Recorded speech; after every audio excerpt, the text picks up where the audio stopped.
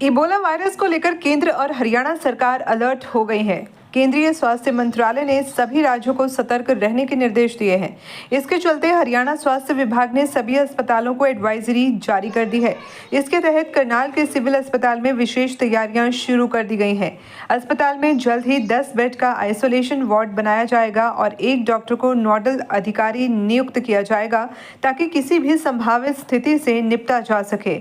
करनाल के सरकारी अस्पताल में फॉरेंसिक विशेषज्ञ डॉक्टर दीपक गोयल ने बताया कि भारत सरकार की ओर से इबोला वायरस के संदर्भ में एडवाइजरी जारी की गई है।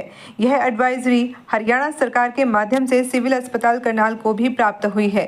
निर्देशों के अनुसार एक डॉक्टर को नोडल अधिकारी बनाया जाना है। साथ ही 10 बेड का आइसोलेशन वार्ड तैयार करने के निर्देश दिए गए हैं। उन्होंने कहा कि आज या कल तक अस्पताल में यह वार्ड तैयार कर दिया गया। डॉक्टर दीपक ने बताया कि इबोला वायरस दुनिया की सबसे खतरनाक बीमारियों में से एक है। हाल ही में अफ्रीका के कांगो और युगांडा जैसे देशों में इसके मामले सामने आए हैं, जिससे पूरी दुनिया सतर्क हो गई है। यह एक गंभीर और अक्सर जानलेवा वायरल बीमारी है, जिसे इबोला वायरस डिजीज भी कहा जाता है। इसकी पहचान सबसे पहले 1976 में अफ्रीका में हुई थी। सरकार की ओर से ट्रैवल एडवाइजरी भी जारी की गई है। लोगों को कांगो, युगांडा और साउथ सूडान जैसे प्रभावित देशों में गैर जरूरी यात्रा से बचने की सलाह दी गई है।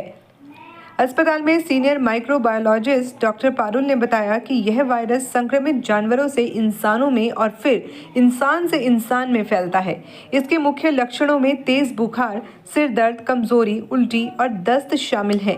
गंभीर मामलों में मरीज के शरीर में अंदरूनी और बाहरी रक्तस्राव भी हो सकता है। भारत में अभी कोई मामला नहीं, लेकिन सतर्कता जरूरी है। जी डॉक्टर साहब, देखिए नवा वायरस आ रहा है, क्या ये वायरस है?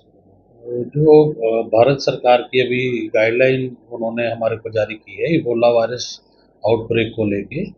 हालांकि भारत में अभी कोई भी कंफर्म्ड केस इस चीज़ का नहीं है, परंतु अफ्रीकन कंट्रीज़ में जो रिपब्लिक ऑफ कॉन्गो और युगांडा, ये दो कंट्रीज़ हैं जिन्होंने आउटब्रेक इसके पाए गए हैं, जिसको लेके वर्ल्ड हेल्थ ऑर्गेनाइजेशन ने एडवाइजरी सभी कंट्री को जारी की है।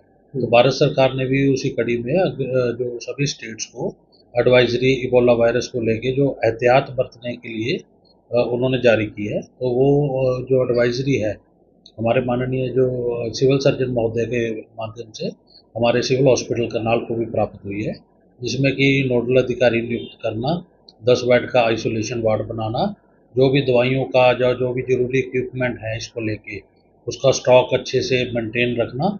तो ये सारी एडवाइजरी जारी सरकार के द्वारा की गई है। किस तरीके से सर ये जो है वायरस फैलता है और क्या लक्षण क्या देखे जा रहे हैं? जो अभी प्रथम दृष्टिया जो WHO के द्वारा बताया गया है कि जो बुखार, तेज बुखार आना एकदम से, जो जॉइंट पेन्स हैं या मसल वीकनेस बहुत ज़्यादा, जो ब्लीडिंग है जैसे मसूड़ों में या किसी और जगह से कोई ब्लीडिंग हो जाना, इंटरनल ब्लीडिंग हो जाना, तो इस प्रकार के लक्षण मरीजों में पाए जाते हैं।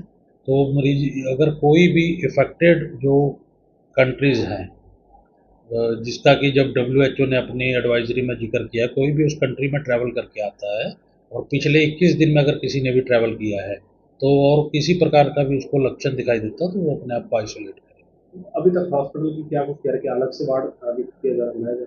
बिल्कुल, जैसे ही हमारे को निर्देश प्राप्त हुए थे सरकार के, तो हमने एक 10 बेड का आइसोलेशन वार्ड जो है हमारे हॉस्पिटल में स्थापित कर दिया है, जिसमें एक जो हमारे जनरल मेडिसिन एक्सपर्ट हैं उनको नोडल ऑफिसर के तौर पे नियुक्ति भी उनकी कर दी गई है। किस तरीके से सकता है जो कॉन्टैक्ट टू कॉन्टैक्ट होता है, जो कोई भी जैसे इफेक्टेड जो प्राइमेट्स हैं जिनको हम कहते हैं या बैट्स हैं, कोई उनको हैंडल करता है तो उनसे फैलता है, फिर आगे ह्यूमन टू ह्यूमन कॉन्टैक्ट से भी ये इबोला वायरस जो है फैल सकता है। बचाव के लिए क्या कुछ शुरू करते हैं? जो बचाव तो अभी तो यही है, अभी जो अफेक्टेड कंट्रीज हैं उसमें ना जाया जाए, उसमें जाने से बचा जाए। अगर कोई गया भी है, अगर किसी प्रकार का कोई लक्षण है तो उसको अपने आप को आइसोलेट रखें। क्या अभी तक ऐसी जानकारी है कि अभी तक भारत में कोई ऐसा केस नहीं था? जो अभी तक की जानकारी के मुताबिक कोई भी भारत में अभी तक कोई भी एक्टिव केस या कोई वैसे भी कोई भी ऐसा कंफर्म केस नहीं है। आपका नाम? मेरा नाम डॉक्टर दीपक गोयल, मैं प्रवक्ता सिविल हॉस्पिटल।